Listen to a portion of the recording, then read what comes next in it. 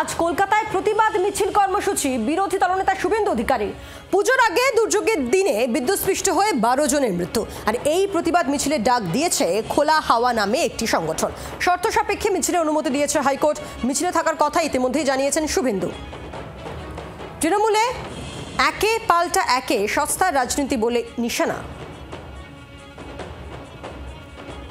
কথা বলবো, বিক্রম দাস রয়েছেন আমাদের সঙ্গে সরাসরি, আমাদের প্রতিনিধি। বিক্রম, আজ একদিকে কার্নিভাল এবং আজকেই প্রতিবাদ কর্মসূচি, বিদ্যুৎস্পৃষ্ট হয়ে মৃত্যুর জন্য শুভেন্দু অধিকারী তিনি থাকবেন। একেবারেই আজকে একদিকে যেরকম আমরা জানি যে ব্রেড রোডে দুর্গাপুজোর কার্নিভাল রয়েছে, ঠিক তখনই কিন্তু শুভেন্দু অধিকারী রাজ্যের বিরোধী দলনেতা তিনি প্রতিবাদ মিছিল নিয়ে বেরোবেন। মূলত কলেজ স্কোয়ার থেকে এই মিছিল শুরু হবে বেলা 3টের পর থেকে এবং মিছিল গিয়ে শেষ হবে ধর্মতলা থেকে শেষ হবে, এমনটা আমরা জানতে পারছি।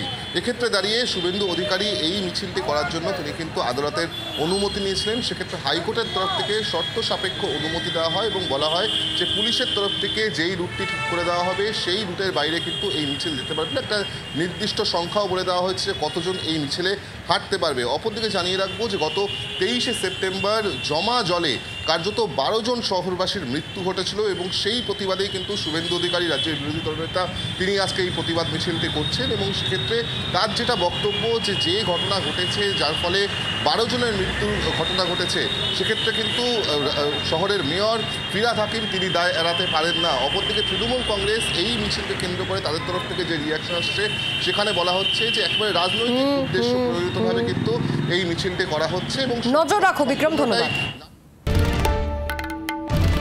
বাংলার আওয়াজ, বাঙালির আবেগ, জি 24 ঘন্টা।